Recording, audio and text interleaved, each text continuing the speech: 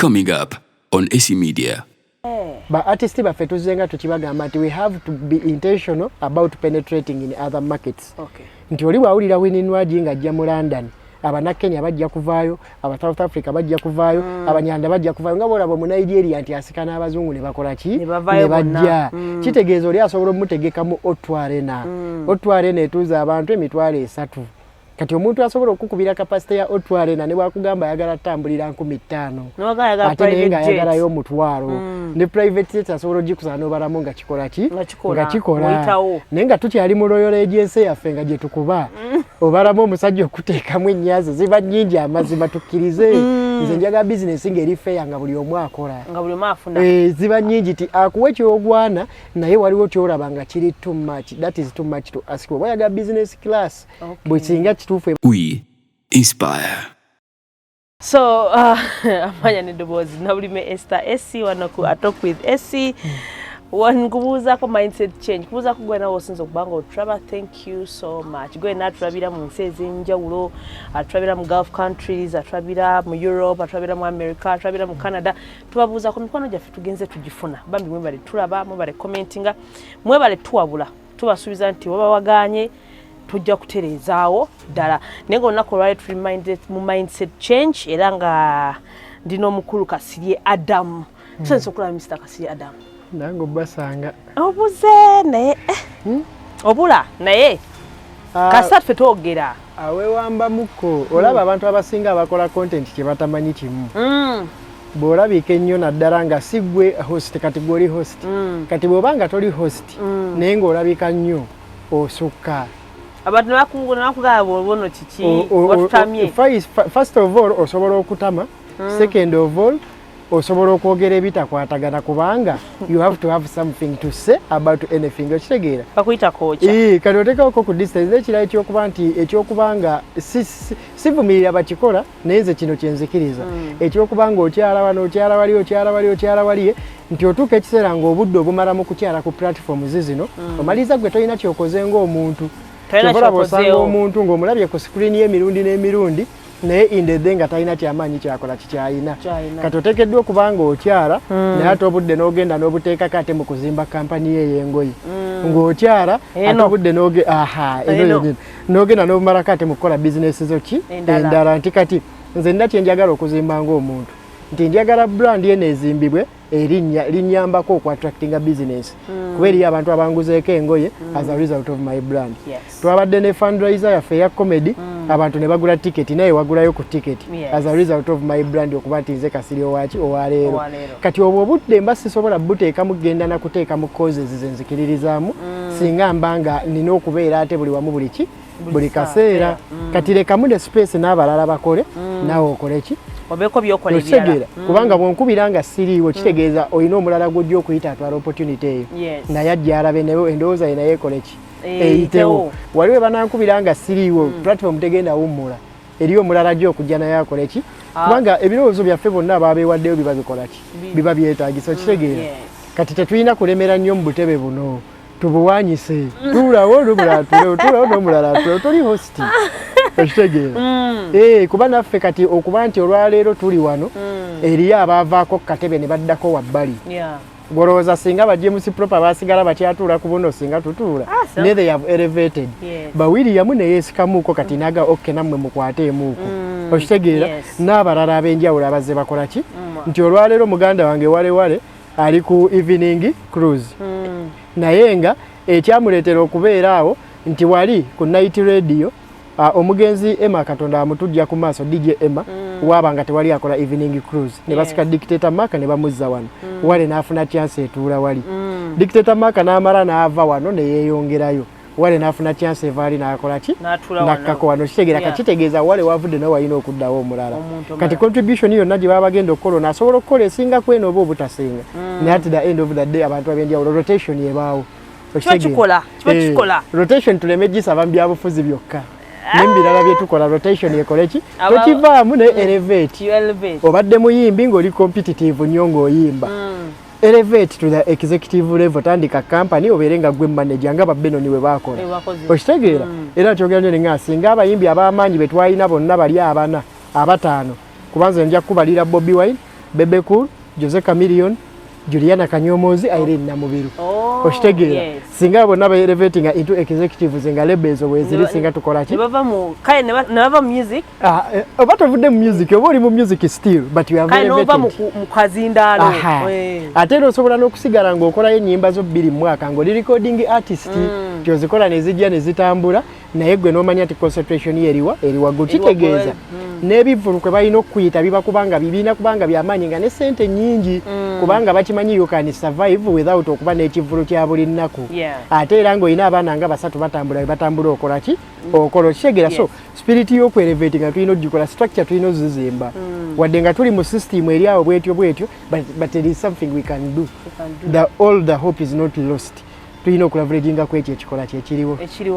Kasirye ki ekiriwo? Bitambula bitya? Si bubi. Ndi mukula ng'omuntu obayeze sikiriza mu perfection. Nzikiriza mu progress. Okitegeera abantu bangi balemeddwa okutandika ebintu bye bateekeddwa okutandika kuba ayagala abe perfect. Njagala mbe na kano mbe na kali. Ne kati nze nzikiriza mu progress nzija ne ngamba nkitandise. Ne monitoring evaluation yange.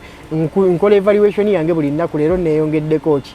Chovola ne ba follower ababiri olunaku mba celebrating nabati oshegera nsobola notisinga ati leero ofunye ba follower we bati ne celebrating leero ofunye milestone weti ne celebrating leero eno video ekoze nnyo ne celebrating eno tekoze nnyo ne celebrating naye nga lwaki celebrating nonyeza na lwaki tekoze sikinonyereza na nsonga ki bwe ntaba abantu bana mu comment nga ba commentize nga balaga bagitegedde that is enough for me oshegera saagala bonna as long as n'abantu bana mu commenting abalaga ati bakitegedde that is enough kitegeera. So tetulina kulinda time yakuba nti ndi perfect mbuli kimu kati nganze omuntu akkiriza mu progress neeyongeddeko ki buli nnaku, that is what matters.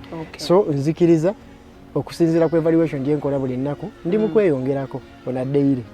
So singa nsigala mu momentum eyo nga njitwala bweti mba ntambulidde mu kituufu. Waliwo kye bayita atomic habits. Atomic habits bwe buze obutiniti ne bujja ng'okola ne bujja nga bukuyambako zimba okutuusa ku kire. For example, olwaleero omuntu bw'ona ogenda mu gym okumala eddakiika 3 ogenda alaba results. N'enkeera ogendeyo naluli ogendeyo omwezi ogukube wali okwate ogwokubiri okwate ogwokusatu. Oyinza otandika olaba results mwezi gwakuna. Okitegeera naye nga zijja as a result of byosigadde ng'okola consistently ne bijja nga bikola ki nga bikola kitegeera. Atomic habits. Kati abamu ayagala agende mu gym afire esaawa 6 mu lunaku lumu. You will not get results. Ate kyogenda okufuna ogenda funa fatigue eyo obenga enkya tosobola kuddayo okukola ki omala omwezi nga tuzze. Kati oli agendedde ku ddakiika 3 buli nnaku aba akusinga kubanga omwezi we gugwerako aba yeeyongera bweyongezi pace nga kuba nti ayagala okuddayo kubanga akolako kitini naye nakkiriza nti kirina kye kigattako. So 6 months later ojja musanga alina result nga gwakola gumu n'okola ki n'ovaayo kitegeera. So kasitoba nga progressing on a daily tekimatalira perfection. That's good. Kasirye leero tulina kye tugenda okwogerako naye nga tunagendayo eyo. Kasi n'ekyo kye nakugambye ejjo n'oseka busesi. Ekyaki? Nsala Nwagi yasabyeyo akanyi yagambye bayimbi bane takyayagala kutuula eno muki? Economy. Aga kutuula mu business class nagabyewo value. Agenda nanga gyakakozeemu. Okyogerako ki? Omuyimbi talina kubeera na value kusaba economy. Saakoze nnyo okunoonyereza kusinga awo. Naye nina omuntu gwe nalabyeko nga mutegesi wa bivulu n'agamba nti okugendera ebungereza mu economy mu business class yagambye zibe 10,000 eza pound. Sijja kisimbako nnyo sira kwa saakoze research yange njaga nnyo research yange eri independent. Ne kati tugambe kiri bwe kityo. Okitegeera nga ya 10,000 ng'oyagala omusajja akuteekemu 10,000 mu kutambula. Eza pound. Ng'ate naawe akusasudde ne tiimu yo nga agenda batambuza okubasuza n'okubaliisa. Tekyandibadde kibi bati how much are you going to bring back to him?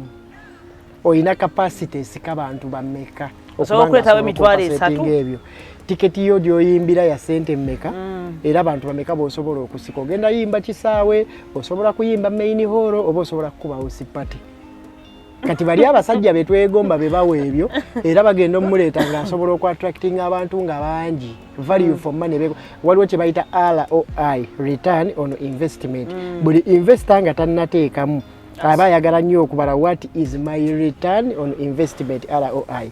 kati gwe nga tonnamusaba demand zizo zonna are you that person agenda okupolinga numbers ezinaamuwa ekyo okitegeera sigezaako kukakkanya muntu yenna oba kulowooza nti eriyo atakigwana wabula nze olwaleero nina kyenzikiriza era eriyo kyenji okugamba nti eriyo ddiru gy'osobola okundeetera n'obaako sente zonteera ku mmeeza nenzitunulira nga it is too good to be true tandika okwekengera okitegeera kati omuntu yenna ateekengera ddiru ezze gyali ngeri too good to be true osobola okufuna ebizibu omusajja ajja kujja 10 nnya azikuwe azikuteekemu akusasule na biki otuuka eri akugambe nti munnaye sente ze nakutaddemu nnyingi naawe olaba abantu betufunye kati ngattiraako kano oba neebakiraako ne gundi oba nkoleraako kino zisobole okukola ki zisobole okuvaayo kitegeera so nga tetunnasaba bintu by'amaanyi tusooke twebuuze how much can we pull mu crowd okitegeera nga tetunnasaba business class twebuuze ya sente mmeka baba batusasudde mmeka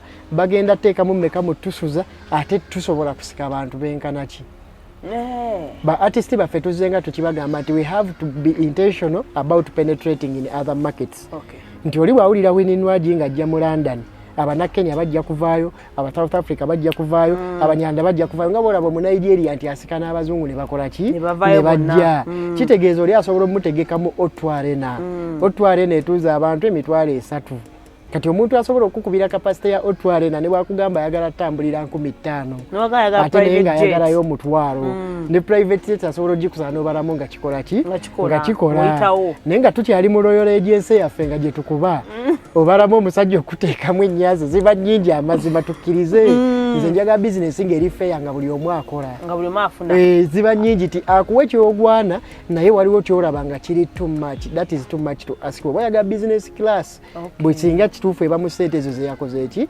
zeyayogedde okitegeera so tulwane nnyo mu kwegattako value wano how much are you reinvesting in content how much are you reinvesting in your production how much are you reinvesting in your promotion or penetrating okitegeera at least tukulabeko e Rwanda ng'okuba ekisaawe awo osobola okutambula mu business class tukulabeko e Kenya ng'osobola okuba emu ku hall ez'amaanyi oba venue ez'amaanyi you can attract business class tukulabeko e South Sudan nga you can pull up a stadium osobola okudimandinga ki business class ne bwe kibanga e London tukyakuba Royal Agency ate nga ne Royal Agency tukuba bannayuganda bannaffe asking for too much era nze ngamba nnyo ba artist nti bw'oba n'ebweru gy'ogenda ate olina kuyimbira bannayuganda nga bokka be balina okujja lwe batajje tookole oba tonnafuuka international oba oli international local nti ogenze n'oyimbira ku ttaka eriwaŋŋanguse naye ate ng'era b'oyimbidde beewammwe bokka kati abasajja nze wezikiriza nti ofuuse international kwekuba kati olaba Kenzo bwe yagendanga n'ayimba ng'olaba mikono myeru bamikono middugavu bano b'e Cameroon bano b'e Zanzibar bano bewa different mixture ng'ekola kingamu eri kati festival obo ogikuba omuntu akola ki tulina Joel Sebunjo wano agenda mu West Africa n'akuba ku festival ng'eriko abantu bangi beeyo naye nga bamutegeera no singa abeewaka olwaleero Uganda Boys egenda mu London oba wa nejjuza hall nga bamikono myeru ku classic music oyo gwe bakuba world music oyo ne tiketi yezo sente oziraba gye batambule kitegeeza abo basaba business class you understand bajja kuzza ziba zigenda kola ziba zigenda kudda naye nga tetunneeyongerako ekyo kisika audiences endala business class we are asking for too much that is too good to be true okitegeera tubeere bamazima gye tuli ffe twebuuze mu Royal Agency abo batuula abantu bameka batuulirawo sente mmeka bawa yewe banga batuddewo what is their capacity of spending how much can they spend mu kifo ekyo kubanga oli osobola okumanya ati bajja kugula ebyokunywa bajja kukola ki how much can they spend byonna tulina obitunuulira waliwo okutunuulira omusajja nga sente zoyagala omusaba nga hafu ya budget gyalina okuteekamu kitegeeza return on investment tegenda kuba nnungi tubaleebalemu naffe capacity gye tusobola okupuulinga esobozesa oli otuteeka mu business class n'asigala ng'afunye kubanga waagwa naawe togenda kuddayo okitegeera naye ate tekitegeeza akudondola ennyo saagala mutambulire simanyi abampadde air ticket bagenda kupa shopping no you need to be paid but you need to be paid what you deserve. Thank you Mr. Kasirye. Tuvudde waawo just tukayisaawo naye nga yetu mindset change.